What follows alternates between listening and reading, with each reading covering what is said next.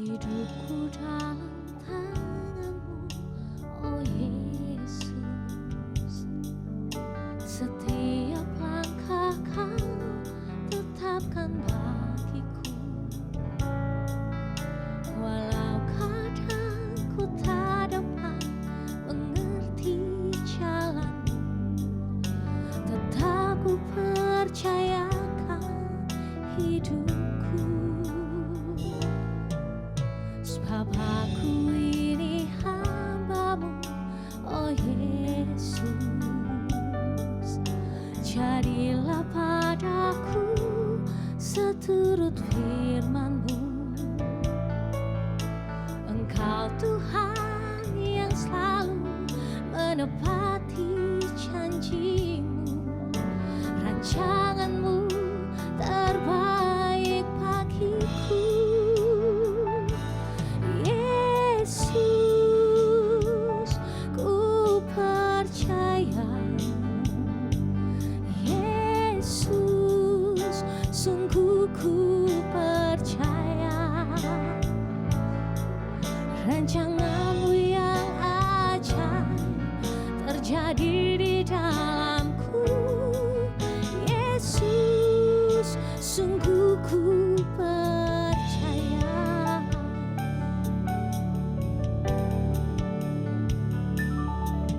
Sebab aku ini hamba-Mu, oh Yesus. Jadilah padaku seturut firman-Mu. Engkau Tuhan yang selalu menepati janji-Mu. Rancangan-Mu terbaik bagiku. Yesus, ku percaya. Yesus, sungguh ku percaya. Rancangan-Mu yang ajaib terjadi di dalamku. Yesus, sungguh ku percaya. Mari kita sembah Dia. Haleluya.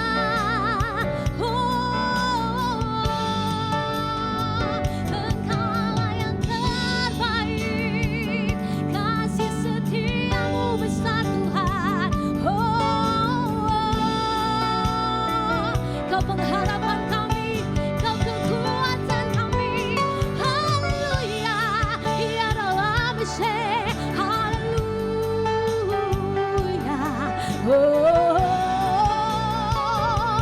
Biar sekalian bernafas memuji-Mu Tuhan. Kami menyembah-Mu. Ya dalam Mesih.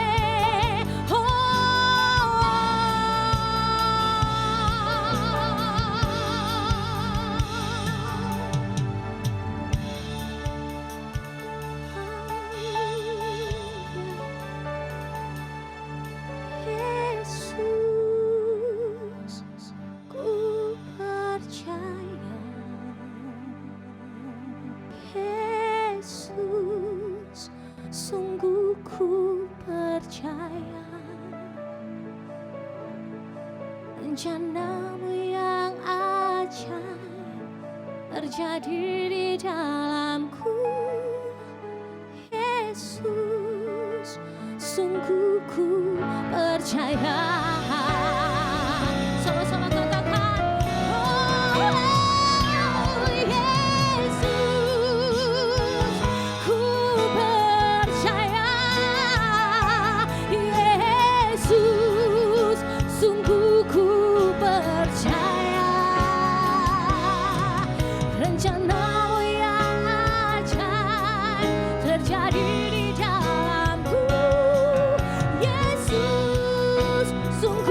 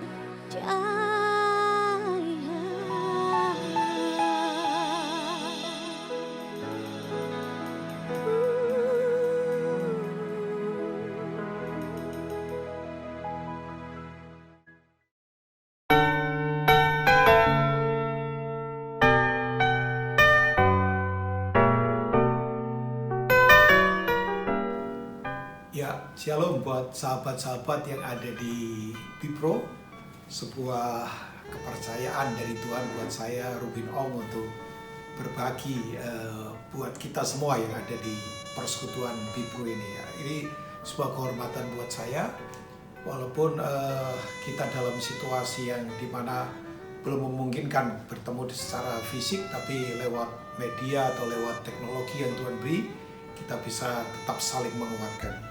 Nah, hari ini saya ingin coba berbagi, tentunya tanpa menggurui kalian semua. Saya diberi tema tentang bagaimana kita ada menemukan jalan dalam lembah, ya, the way through the valley. Nah, saya ingin mengajak kita untuk kita membaca Mazmur 107 ayat yang ke-10 sampai ayat yang ke-16 dari pemazmur. Beginilah firman Tuhan. Ada orang-orang yang duduk di dalam gelap dan kelam, terkurung dalam sengsara dan besi, karena mereka memberontak terhadap perintah-perintah Allah dan menista nasihat yang maha tinggi. Maka ditundukkannya hati mereka ke dalam kesusahan, mereka tergelincir dan tidak ada yang menolong. Maka berseru-serulah mereka kepada Tuhan dalam kesesakan mereka, dan diselamatkannya mereka dari kecemasan mereka. Dibawanya mereka keluar dari gelap, dari dalam gelap dan kelam, dan diputuskannya belenggu-belenggu mereka. Ayat 15, biarlah mereka bersyukur kepada Tuhan karena kasih setianya, karena perbuatan-perbuatannya yang ajaib terhadap anak-anak manusia. Sebab dipecahkannya pintu-pintu tembaga dan dihancurkannya palang-palang pintu besi. Amin. Buat firman Tuhan.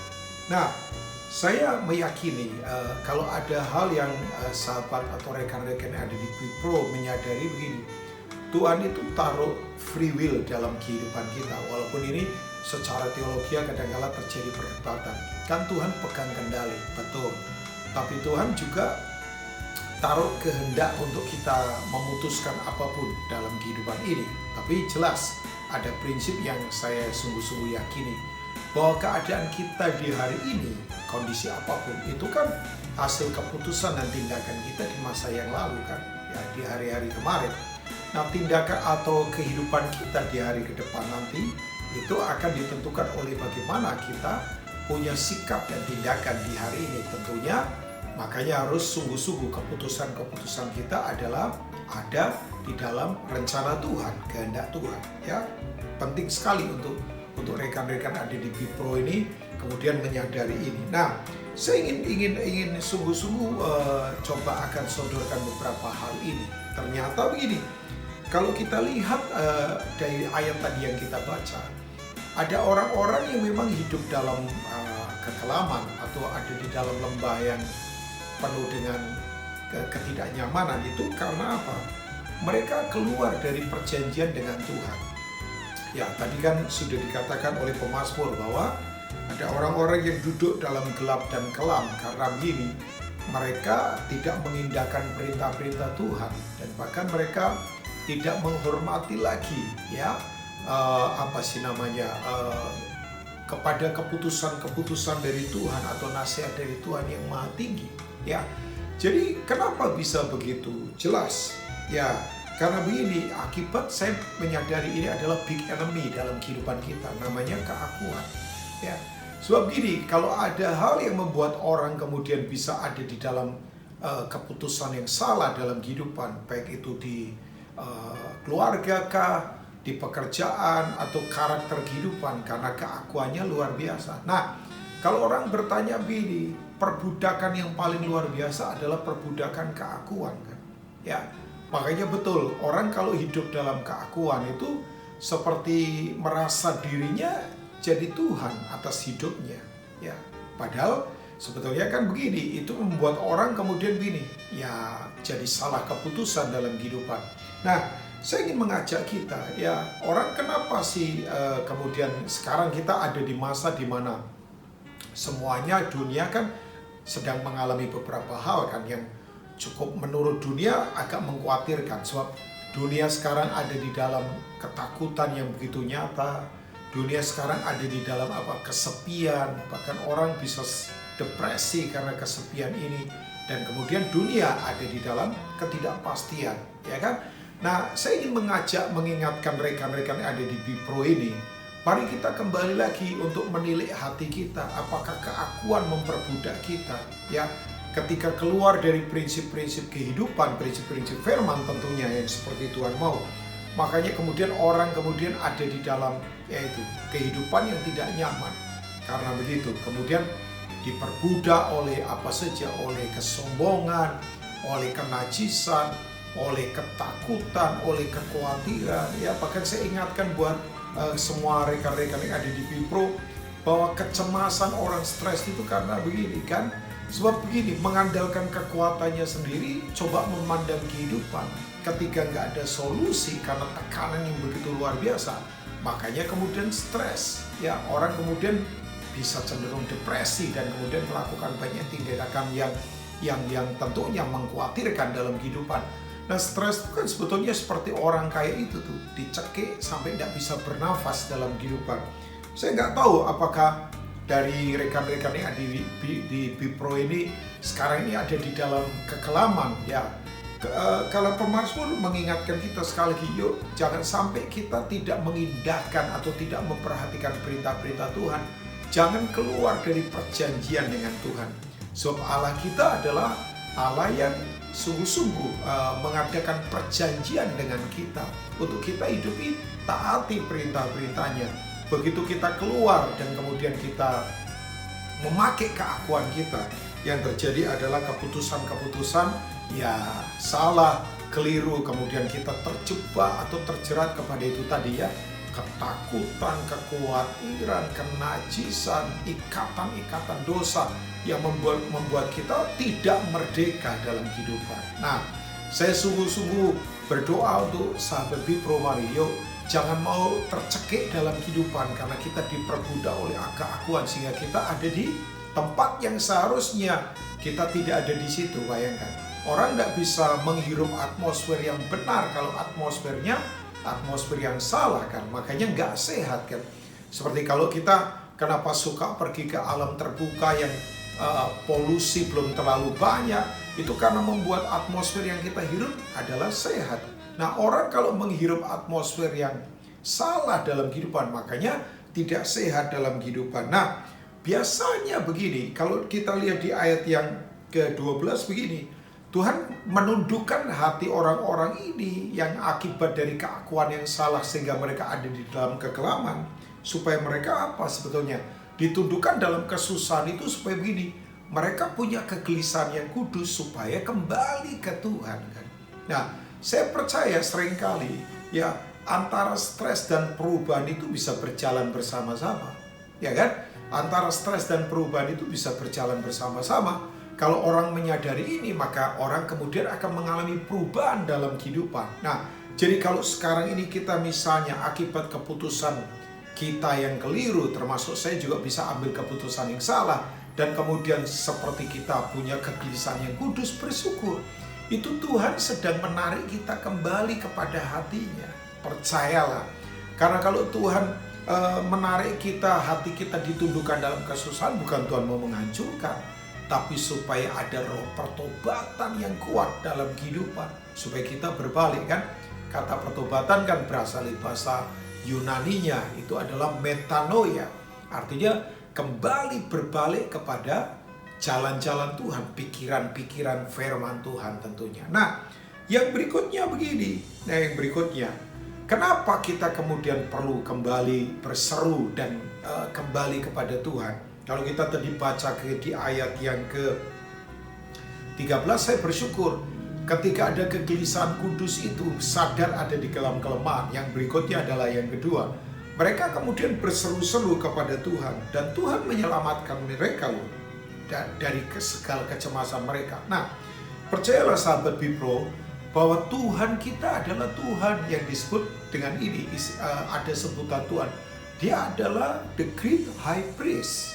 Dia adalah imam besar yang agung. Ya, imam besar itu kan punya sebutan lain adalah pioneer. Dia adalah pelopor.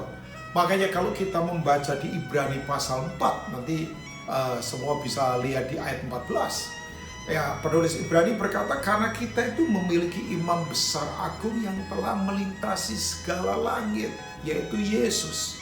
Marilah kita teguh berpegang pada pengakuan iman kita. Nah, kalau kita melihat bahwa imam besar, Yesus adalah imam besar, the great high priest, imam besar yang agung yang telah melintasi semua langit. Ya, daerah mana yang Yesus belum lalui? Semua sudah dia lalui. Bahkan ayat yang ke-15 dari Ibrani 4 berkata begini, sebab imam besar yang kita sembah itu adalah imam besar yang ngerti juga kelemahan-kelemahan kita.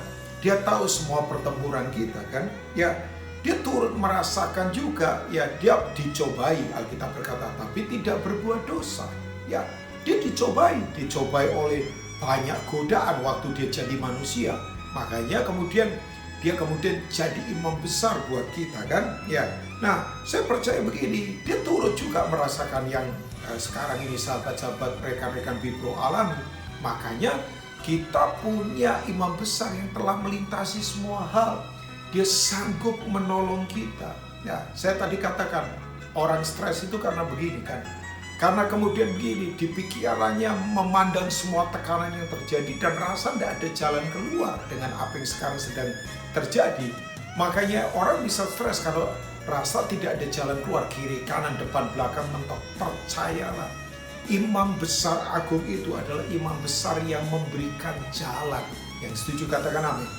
Makanya di kitab Ibrani 10 ayat 19 dan sampai seterusnya kan, bahwa imam besar kita itu telah membuka jalan yang hidup. Percayalah. Jadi sekarang kalau ada di dalam lembah kekelaman, yuk berseru pada imam besar. Dia sangat dekat dengan kita. Dia membuka jalan. Ya, artinya begini, ada jalan-jalan baru. Dia jalan. Kalau orang dunia stres, depresi dan kemudian begini bisa itu mengalami mental yang berantakan ya, karena rasa gak ada jalan keluar. Tapi kita punya jalan keluar. Jadi kalau ada sekarang dari sahabat Bipro yang sedang mengalami kekelaman, Tuhan beri kita jalan keluar. Percayalah, ada jalan keluar. Bahkan dia membuat jalan yang baru. Kitab Yesaya berkata begini, Yesaya pasal 43 kan, bahwa dia membuat jalan di padang gurun. Dia memancarkan air di gunung-gunung batu, bayangkan. Dia membuka jalan yang baru. Percayalah, ada jalan baru. Bahkan Yesus berkata di Yohanes pasal 14 kan, I am the way, akulah jalan, akulah kebenaran. Yang percaya katakan amin. Bahwa dia adalah jalan. Dia membuka jalan buat kita loh, sahabat-sahabat atau rekan-rekan yang ada di Bipro ini. Ya, coba dia membuka jalan. Saya percaya, saya berdoa buat kita semua. Ada jalan baru untuk masalah kita. Ada jalan baru untuk bisnis kita yang lagi berat. Ada jalan baru untuk kesehatan kita. Ada jalan baru untuk keluarga kita. Percayalah, ada jalan. Dia jalan kok. Kiri kanan boleh gak ada jalan, tapi Yesus adalah jalan. Makanya betul, dia adalah imam besar. Dia pioneer. Dia sudah melintasi semua langit. Kan kalau di Alkitab langit ada 3 tingkatan kan. Langit manusia, langit yang kedua adalah langit yang itu percokolnya pemerintahan kegelapan, yaitu ada di kitab Efesus pasal yang kedua. Dan langit ketiga tahta Allah, itu ada di 2 Korintus 12 waktu Paulus dibawa langit tingkat ketiga. Nah, semua daerah mana coba? Daerah apa saja yang sekarang kita sedang hadapi? Mungkin daerah lagi krisis, daerah lagi susah, daerah lagi berat, daerah lagi ditekan. Yesus sudah alami semua itu. Dia adalah pioneer, dia pelopor, dia imam besar yang hebat, yang agung. Amin ya. Dia luar biasa. Nah, dia membuka jalan. Nah, saya yakin begini, jalan Tuhan itu selalu jalan yang di atas. Ya kan? Tuhan punya jalan yang disebut dengan highway kan. Ya, highway itu adalah jalan di atas. Ya, orang terjemahkan highway adalah jalan bebas hambatan. Tapi kan sebetulnya itu jalan di atas. Kalau kita ada di jalan Tuhan, bayangkan, kita akan lihat perspektif kehidupan dengan cara berbeda. Ternyata yang di bumi ini terlalu kecil. Makanya betul, yang menyertai kita jauh lebih besar daripada yang kita hadapi. Jadi sekarang ini, kalau ada sahabat Bipro yang lagi berat, tertekan, ada di dalam lembah kegelapan, sepertinya berat, gelap. Percayalah, kita punya jalan yang tidak terbatas, yaitu Imam Besar Agung. Nah, berikutnya saya akan tutup dengan ini, ya. Jadi tadi orang ambil keputusan salah dalam kehidupan, ya, karena kemudian menista kehormatan Tuhan, tidak peduli dengan perintah-perintahnya. Yuk saya ajak berbalik lagi, karena Tuhan kita Tuhan yang tak pernah membuang kita, percayalah. Waktu kita berubah sungguh-sungguh, Dia terima kita. Nah, yang berikutnya, kenapa kita sungguh-sungguh harus melihat Dia sebagai imam besar? Dia adalah pembuka jalan buat kita. Dia sudah melintasi jalan. Nah, yang ketiga, setelah kita kemudian begini, melewati semua kekelaman ini, yuk ini waktunya kita bisa menolong orang-orang lain yang mengalami hal yang sama. Jadi begini, jangan hanya berhenti ditolong Tuhan saja, pasti Tuhan tolong kita. Jangan berhenti, oh hidupku sekarang sudah lega Pak. Jangan hanya berhenti di situ. Ini waktunya begini, yuk kita juga terlibat untuk melakukan kehendak Allah. Ya, seringkali penulis-penulis Alkitab di Perjanjian Lama maupun Baru, ya, selalu berkata bahwa apapun yang mereka alami itu ternyata punya tujuan ilahi untuk mereka bisa tetap ada di dalam kehendak Allah. Nah, ada seorang hamba Tuhan namanya Arthur Wallis, ya, seorang tokoh penginjilan. Dia berkata begini, hidup berbahagia adalah kalau kita bisa menemukan kehendak Allah, terlibat dalam kehendak Allah, dan menyelesaikan kehendak Allah. Itu satu-satunya untuk kita kemudian begini, hidup maksimal dalam kehidupan. Jadi sahabat Bipro, percayalah, sekalipun kita ada di dalam kekelaman, waktu kita datang pada Imam Besar Agung yang telah melintasi segala langit, Tuhan pasti tolong kita, yakinlah. Nah, tujuan semua itu adalah untuk apa sebetulnya? Supaya kita tetap hidup dalam kehendak Allah. Saya yakin ini waktunya bahwa generasi di sekitar kita, orang-orang di sekitar kita itu sungguh-sungguh membutuhkan teladan. Orang-orang yang kemudian begini, bisa melewati semua pertempuran kehidupan untuk jadi para pemenang. Percayalah, ada prinsip yang berkata, pemenang itu bukan orang yang tidak pernah gagal, tapi orang yang tidak pernah berhenti untuk terus bangkit dan mencoba untuk tetap ada di dalam kehendak Tuhan. Saya percaya sahabat atau rekan-rekan yang ada di Bipro, yuk ini waktunya kita menjadi apa yang saya sebut begini, kita menjadi the storm rider gitu. Kita menjadi penakluk badai seperti Raja Wali, ya. Kita bisa terbang tinggi dengan kekuatan Tuhan tentunya, ya. Bukan ngada-ngada, Pak Rubin ini ada-ada, enggak kan? Yesaya 40 jelas berkata, orang-orang yang menanti-nantikan Tuhan, dia akan seperti Raja Wali yang terbang dengan kekuatan yang datangnya dari Tuhan. Percayalah, ya. Boleh sekeliling kita lagi berat sekarang ini, tapi saya percaya dari rekan-rekan Bipro ini akan muncul orang-orang yang bisa melewati lembah kekelaman karena menemukan jalan yang baru. Saya terus akan ingatkan ini prophetic word buat kita semua. Ada jalan yang baru, the new way, karena dia adalah memang jalan yang sungguh-sungguh luar biasa. Yuk, saya dorong semua rekan-rekan yang ada di Bipro. Jadi jangan salah keputusan dalam kehidupan, jangan hidup dalam keakuan. Tapi kalau kita ada di dalam kekelaman, yuk kita fokus kepada imam besar kita. Setelah kita kemudian melewati semua hal itu, yuk tolong orang-orang lain yang memang membutuhkan pertolongan yang datangnya dari Tuhan. Tuhan memberkati. Saya senang sekali bersama dengan rekan-rekan yang ada di Bipro. Sukses selalu untuk jadi berkat buat banyak orang. Amin. Buat firman Tuhan.